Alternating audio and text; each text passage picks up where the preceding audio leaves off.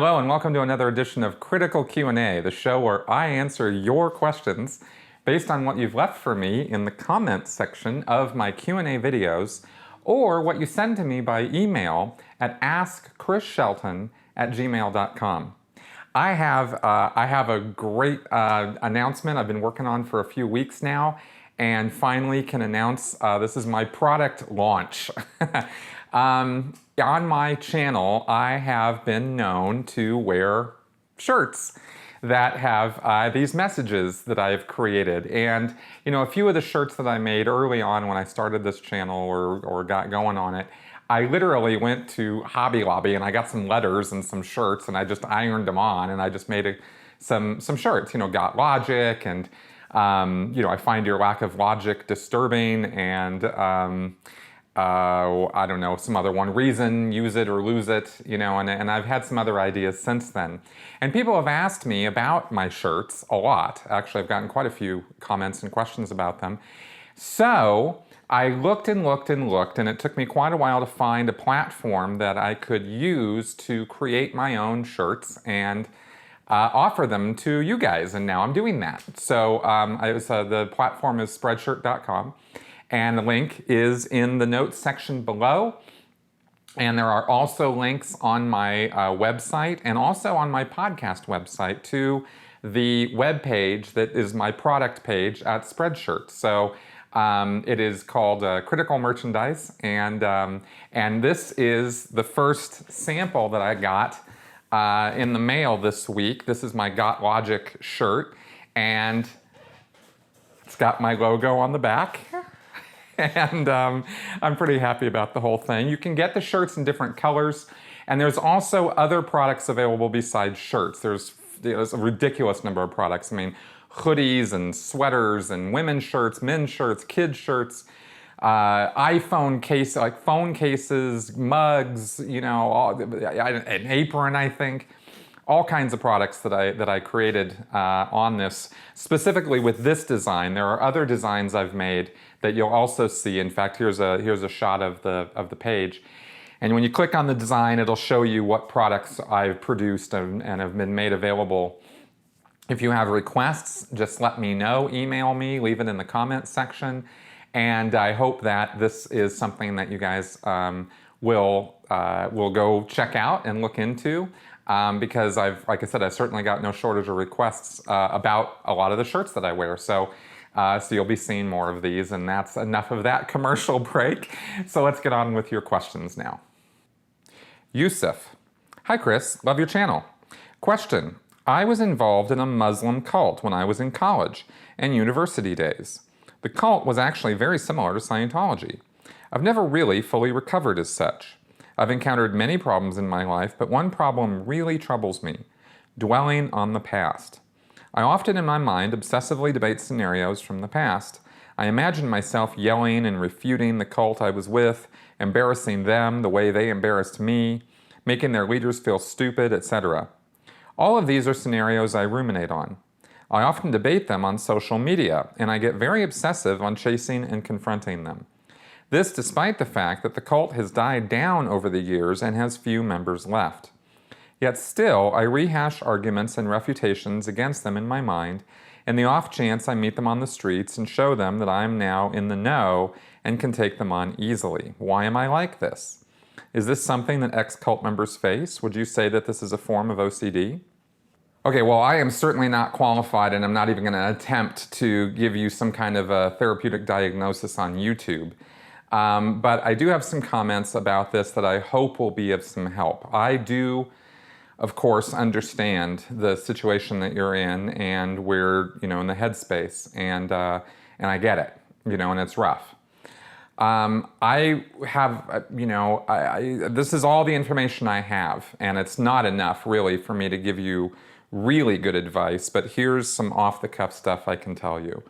One, I would get off social media as far as chasing or pursuing these guys or trying to take them on or debate them. You're dealing with people who are in a cult mentality, and they're programmed to not give you the satisfaction that you're looking for.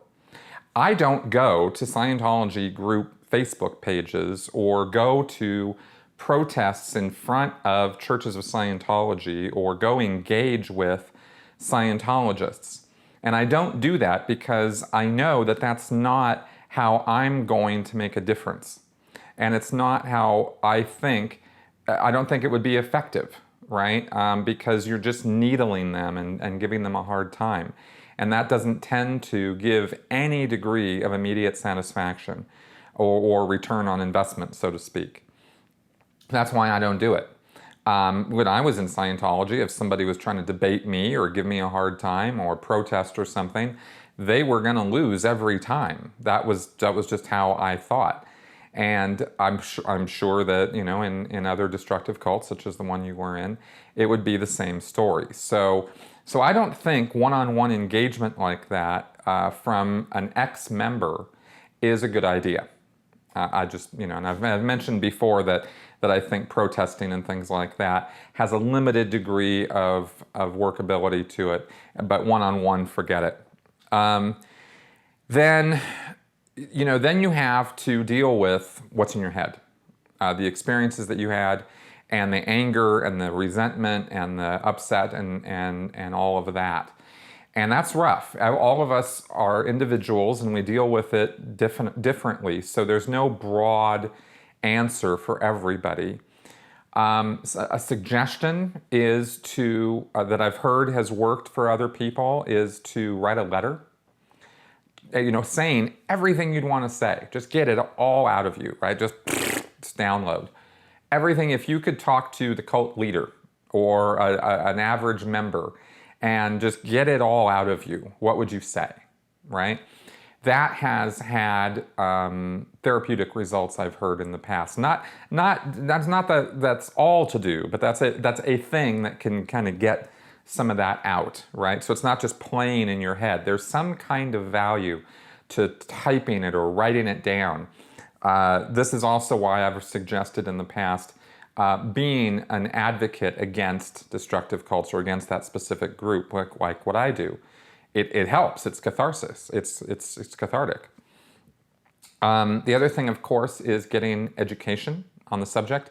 I have, from day one, preached that learning about destructive cults and how they operate, for me, gave me a lot of closure on the whole subject.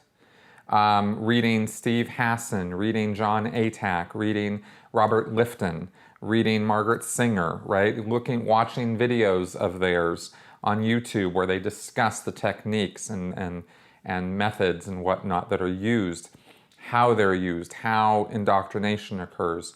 That helped me a lot. And so I recommend it to other people, but it's just my suggestion.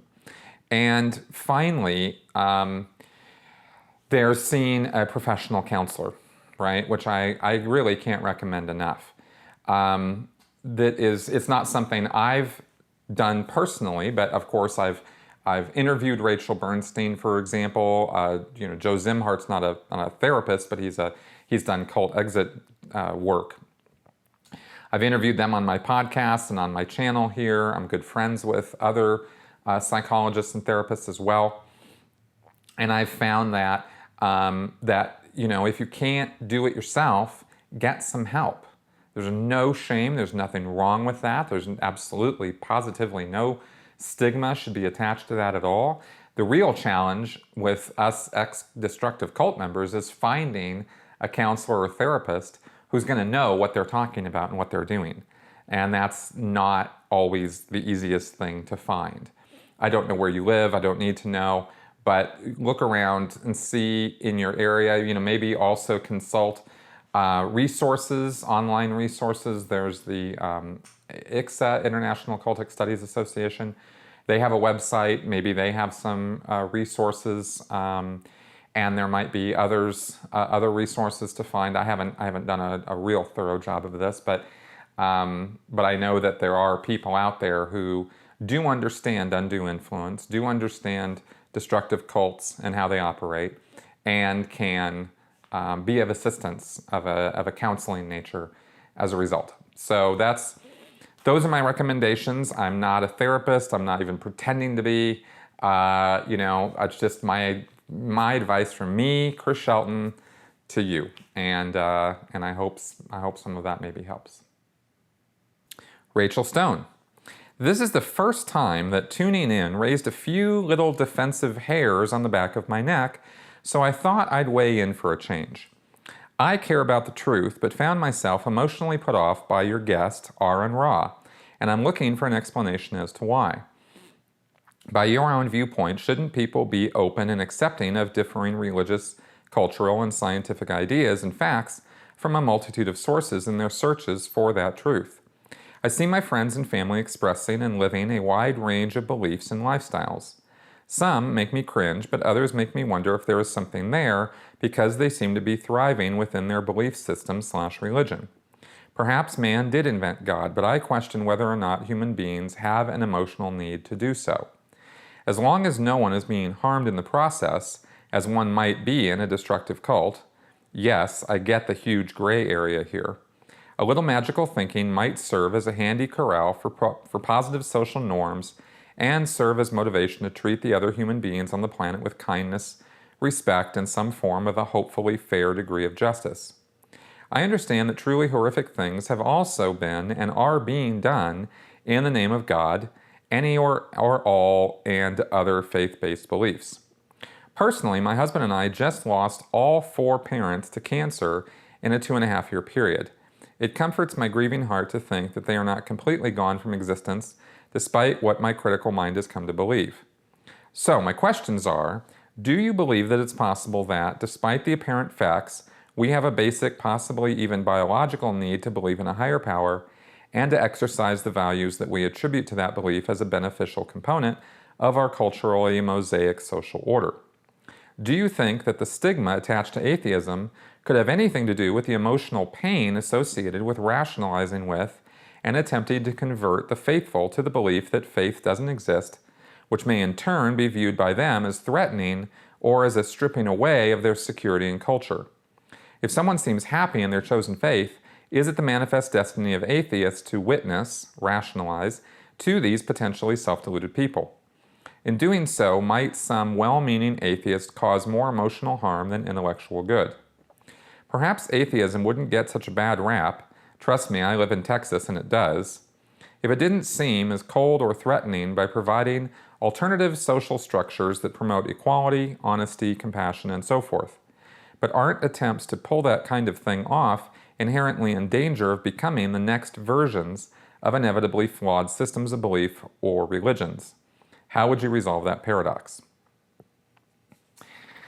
First off, let me say my condolences for the loss of your parents and in-laws. That is definitely rough, and I'm sorry about that. As far as all of the questions you've asked, you've basically asked every question that faces or plagues atheists and the trouble with that topic. It's a big subject, and there's a lot of professional atheists out there who are on YouTube or in other places, write books and whatnot addressing these concerns, and they do a much better job than I could. I'll answer your questions, but I'm just letting you know that there's other resources out there by people who are way smarter than I am, who have done a lot of thinking on this and have come up with some pretty good answers for a lot of what you're asking about. But since you're asking me, I will tell you that yes, I do believe that most religion is emotion-based. And when you threaten people's emotions and they're feeling good about something, they get pissed off and they think you're giving them hate speech and they think that you're against them personally, as though they are their beliefs and this sort of thing. And it's such an emotionally charged subject that you cannot walk into it without stepping on landmines. It's impossible. It's just impossible. You can't have a rational discussion about the subject of religion with most believers. And I don't say that to belittle them, it's just a fact. So that's a problem with us, right? And it's not just a problem with religious believers, it's a problem with belief, period. Once we, as human beings, have accepted that something is true despite no real evidence or even counter evidence to that belief, it doesn't matter. We're not set up mentally to operate logically. We're not set up to operate on rational belief. We're set up We've evolved into operating emotionally. Emotion always, always, always trumps evidence, logic, and reason. So it's a battle. And it's a battle against what feels good or what gives you the feeling of comfort or reassurance or a belief that you will not end, that there will be more, versus the stark, honest, cold truth that there is zero evidence to back up any such belief. Is it inherently harmful to have such beliefs? It shouldn't be, yet look at what goes on in the world because of these beliefs. You tell me, right? What about radical Islam? What about radical Christianity? What about the Crusades? What about the Inquisition? So you have lots of historical reasons, genocides, really, that have been committed in the name of religion. So is the belief harmful? Well, not everybody who has the beliefs engages in violent extremism. Yet those who engage in violent extremism certainly use those beliefs as justification. So I've gone back and forth as to whether it's the belief that causes it or whether the person's just going to be violent anyway and just uses the belief as a justification for it. And I think there's probably, in the real world, you'll probably find instances of both. People do become radicalized. That is a stark truth. You take a normal person, a regular guy, and you start convincing him down this line of undue influence, and the person becomes radicalized, and then he's killing people because he believes that it's the holy thing to do and that God wants him to do that. So you go, yeah, there's a problem with that belief. Now, as I spoke with Aaron Ra about, not everybody who has religious beliefs does that by a long shot. Okay, good. So for the people like you who've asked me this question, Rachel, what do I think of you? Well, I don't have a problem with you, of course, because you're not hurting anybody, and you don't want to hurt anybody, and you just have these beliefs that offer you comfort, and that's nice. I think to address your point about, do atheists feel that it's their manifest destiny to rationalize to these people? I think what you find in the atheist community is a protest against the violence and the bad things and the miseducation of their children at public schools using this religious beliefs, right? Try to, in the South, not have the debate, right? I've seen video of school kids flat out trashing the facts of evolution because they go home and their Bible-thumping parents tell them that God created the world 6,000 years ago, which is complete horseshit, and that they don't need to read any of that scientific crap because it's all just a bunch of pagan atheist nonsense, right? Well, that's just not true. That's a lie, and it's a destructive lie, because if you start setting people up to not believe provable evidence and provable facts in favor of totally illogical, unproven, irrational beliefs, those kids are not doing that because it makes them feel good. They're doing it because it's what's being enforced on them. I can't protest that sort of thing enough. So if the parents want to believe it because it makes them feel good and that's their choice, they've actually made a rational decision to ignore evidence and believe what makes them feel good because that's how they choose to live their life, fine. But those kids aren't making that decision. Those kids that's not the choice they're being given.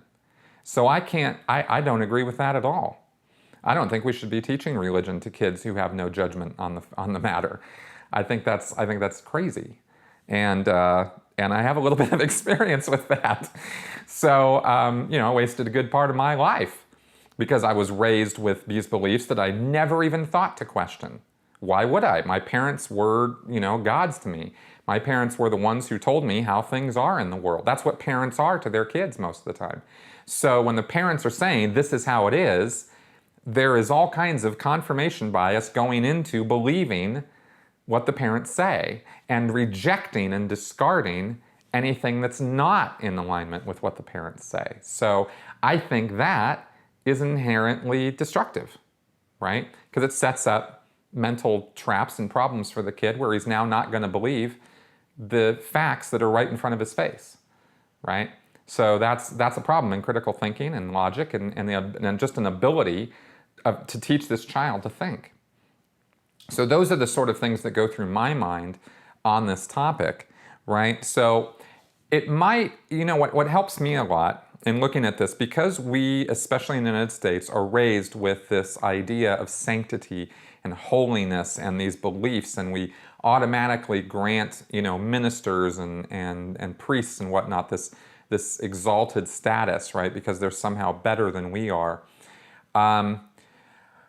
I've found one thing that helps my critical thinking with this is to think about not God or angels or devils or am I going to hell or stuff like this, but I changed the context to blue Smurfs. Do I believe in Smurfs? No, of course I don't, right? Why?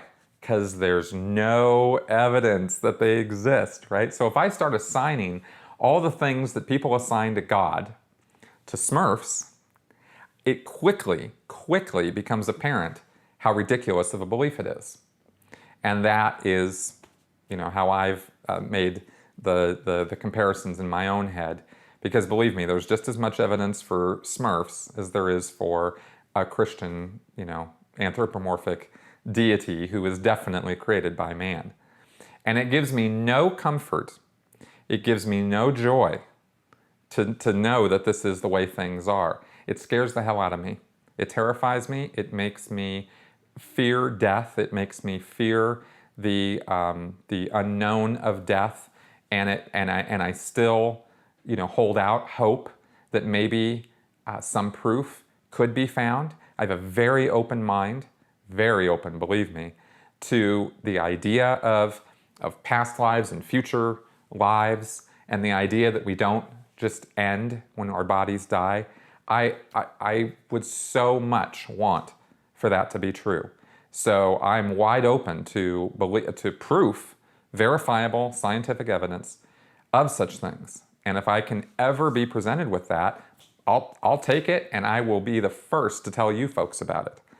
So, because I don't want to end, right? And I don't think anybody does.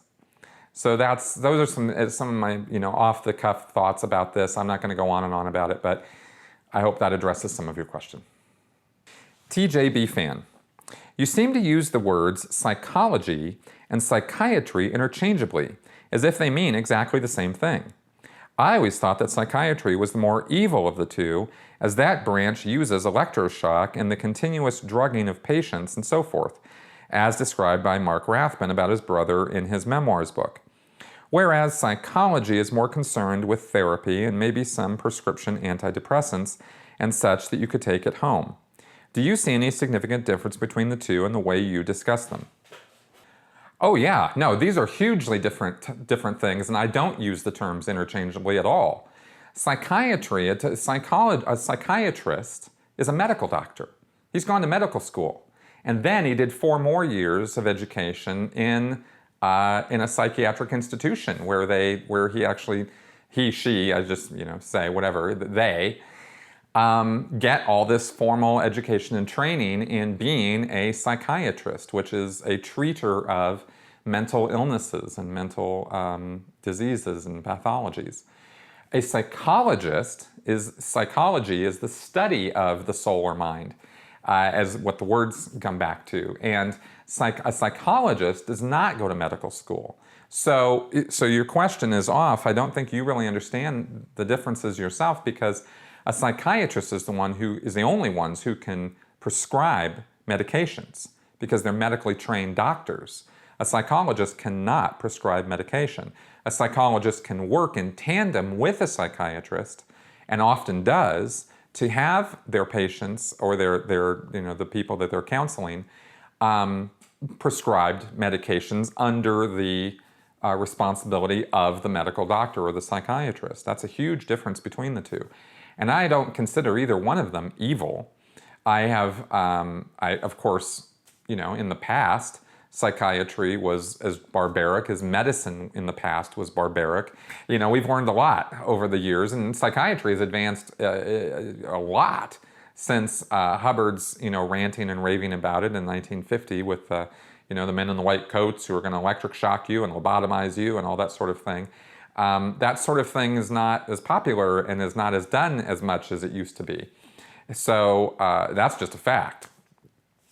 And even the guys who were doing that back then, I don't really think that all of them were, Hitlerian doctors who were trying to, carry out their evil experiments on unwitting patients. I think they were doing that because that was the state of the science at the time. It wasn't a great state. There's a lot of problems I have with psychiatry now in terms of psychotropic medications and that sort of thing, not getting tested enough, not getting enough trials, that sort of thing.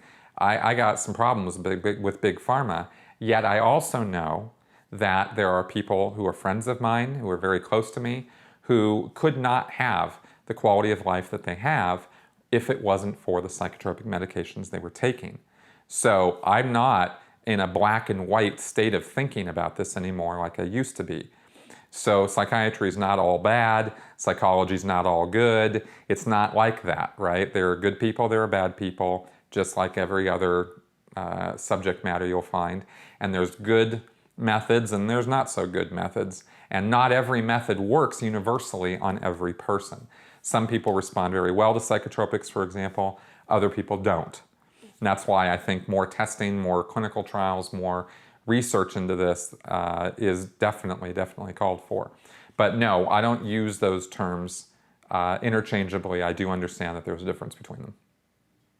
Gary Page. The International Justice Secretary, as the only terminal for declared SPs, must surely become PTS to any SP he deals with. How is this dilemma resolved by the C of S? That question was almost pure Scientology, and if you guys understood it, you've been watching me too long. All right, so the question being asked, for those of you who don't understand all that garble, is there is a person, if somebody is declared a suppressive person in the Church of Scientology, there is only one person in the Church of Scientology that SP, that suppressive person, can now interact with and have communications with. That person is called the International Justice Chief, not Secretary. And the International Justice Chief, or IJC, is the person who administers the approval of suppressive person declares in Scientology, and is the person who's supposed to see to it that if the guy wants to change and reform and get back in the church's good graces, that he follows a certain prescribed series of steps called A to E, A, B, C, D, E steps, which are done under his direction, and so the suppressive person still has a way of getting back into the church's good graces. If I wanted to, for example, as a declared suppressive, I could write a letter to the IJC and I could beg, plead, and and get and eventually do those steps and get back in the church's good graces, which I will never ever do. So the question is, if you're not supposed to be cavorting around with and connected to SPs when you're in Scientology, then how come IJC can do it, and wouldn't he go PTS or become a potential trouble source?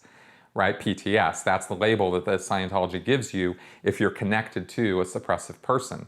You're supposed to disconnect from the suppressive person, not be connected to them, yet IJC has to be connected to all these people. Well, it's nonsense because, of course, you're asking a good question there, and IJC should be in pretty bad shape cavorting with all of us horrible SPs. But IJC is also supposed to be totally trained up on all of the Hubbard advices and information and technology on how to deal with us SPs. So he should be able to confront and handle and shatter us, and so it shouldn't be a problem for him. And if you actually look up any pictures of who IJC is, Mike something or other, and look at what bad shape this guy is in, I'd say he is probably one of the most PTS people I've ever seen.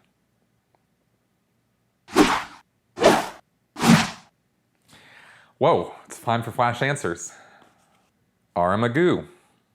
Would you agree that a study of destructive cults would be useful in understanding organizations which have some, but not all, characteristics of destructive cults? Yeah, of course, absolutely. That's what's helped me to be able to differentiate between what is and isn't a destructive cult. So, yeah. City Street 7. Hi, Chris. I know you used to work on the Ideal Org program, so you should definitely know what's going on. I recently saw an artist rendering of Miami's Ideal Org from Mike Render's blog, Thursday Funnies. And the building looks huge, with an apparent parking garage and everything. I've always heard most Scientologists in Florida are in Clearwater, though. Does Miami really need this massive building? Absolutely not. None of the Church of Scientologies need massive buildings. It's a real estate scam. That's what it is. This is so simple that it's really like, I'm kind of surprised that there's still questions about it. Which is not to say don't ask me questions. It's just, it's a scam. And that is what they're doing. And they're buying these big properties because they're worth a lot.